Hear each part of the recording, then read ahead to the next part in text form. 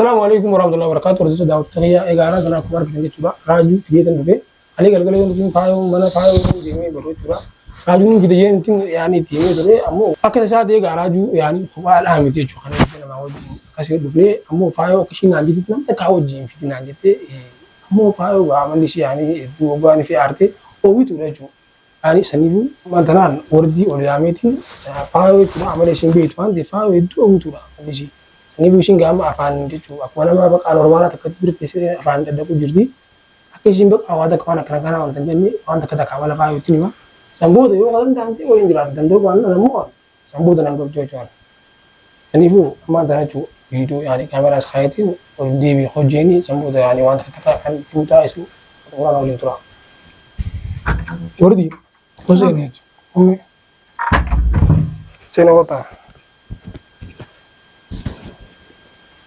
طيب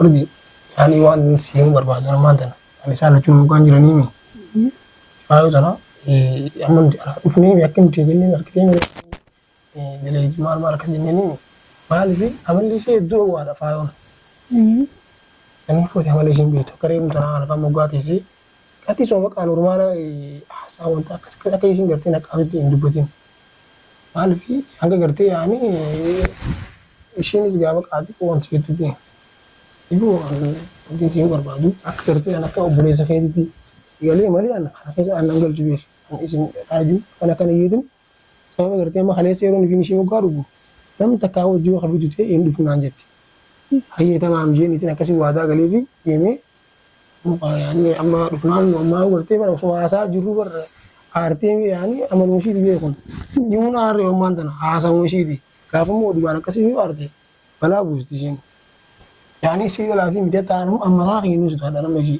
sigale ko sana maji duwan fi gufin ke ko male ni bo ati hanga garti su sai dudi e baka wala mali to makan masini rakon ka bugala tomi hanga yomi rakatto le yani shaytan awji jira pare chunga bara amma la hanga yo indira to sar rakon ka arrafa moga ulunne to hamu kan jannin ay baka birata ma bar shakite jirti ugo dibana mari kun tana kace tu abu ba gude e jangi da dabati kishin ti yani o jengate amma o shagi jirti jin ni bo anga baka ti ko inni ga isa jarta mi ngini paham susu atimu irafegi o hasim idi yani irafegi yani agoyomi ne shaytan awjin sosodata jira daga Muka tu bang, kau sudah sajira. Dah berapa sudah, yani si sudah dua ratus ini jadi jurani.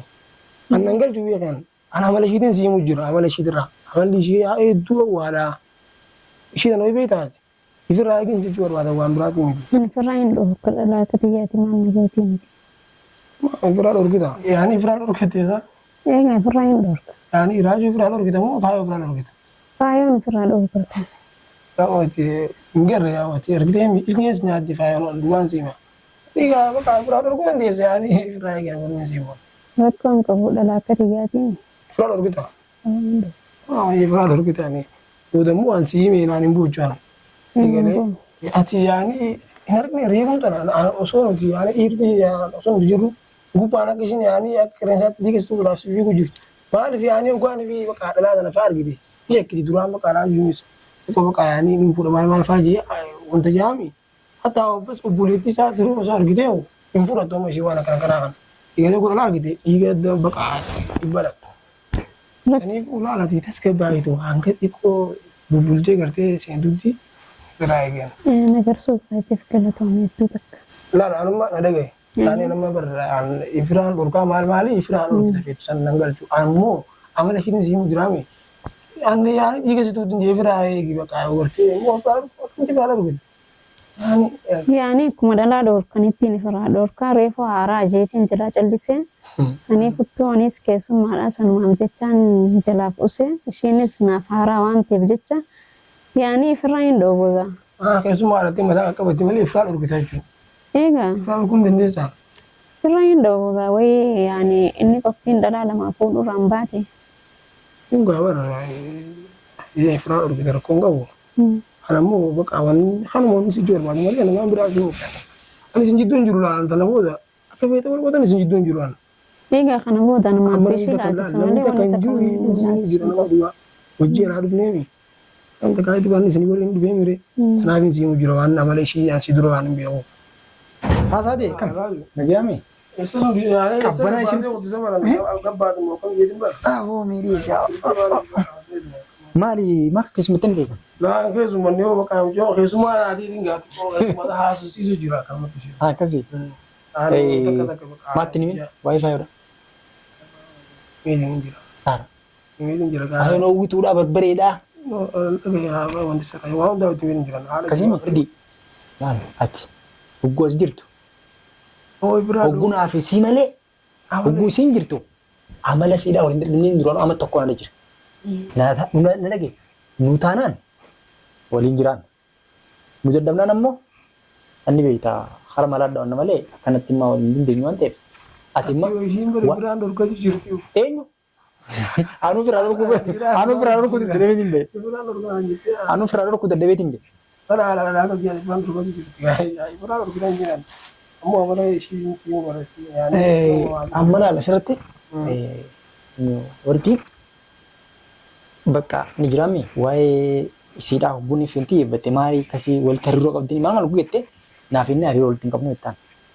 Nuti immoo teenya qalbii teenya isiinuu mana keessan teessu yeroo baay'ee dalagaadha deemti waan akkasii na fakkaatti beeka naan galle maan tanaan jechuun gaawwatuma naan galle ganaadha sanifuu ni jiraa miti ittumachi dhiyaatee naafisi gidduus wanni jiraan jirtu jiraame naafisi gidduudhaas ati kuma akkanumatti yaadumatti jechuudha tuma dhiisaati bakka itti dhiyaaddu anarra isitti dhiyaattee yoonii fi isiidhaan wal taatee bakka waan si gargaaruu barbaachisu maama jetteen ijoolleen hin barreeffaman kan maanta nama keessa ijoolleen hin jirtu.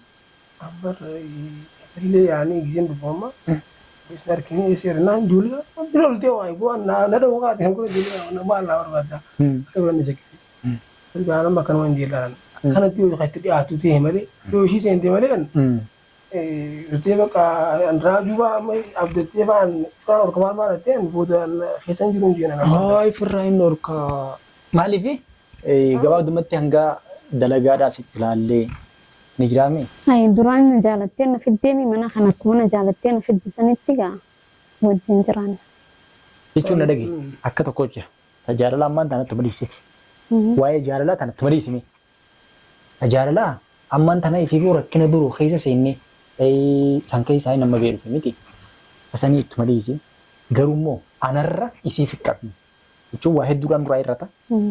Waan hedduu irratti san guuttachuudhaaf isii yoo fi qabdee isiidhaan obboloomtee isiidhaaf amboomtee isiidhaaf walitti dhuftanii waliin jiraachuun hin dandeenyette irra wayyaa. Ishumata naa wayaanii. Bakka isii dalagaa yoo singeessite ta'a naafeeti wanni dubbannu silkiidha silkiin si harka jira.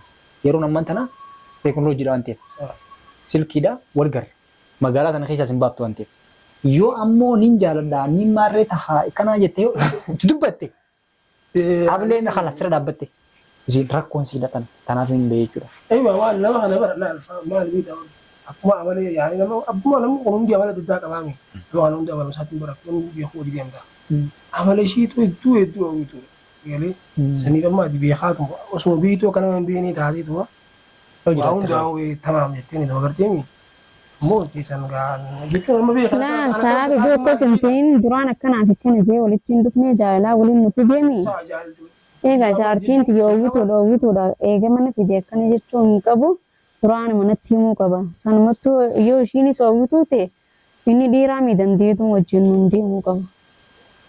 Sanammaa dandeenyaan inni si fide beektaa haalli itti wal dandeessanii jira. Haalli itti wal dandeessan isii qabbanee isaati nuti immoo hojii teenya oofna. Maali jaallateenya oofna jechuudha. Eeyyama gaafamu ati ishuma tanaa Hussein yoo. Bakka isuma sana mun qabbanuu jira. Amma na dhage. Yoonii fi isii tana irraa qabbaneessin malee dubbiidha. Ulaa banuu jirti.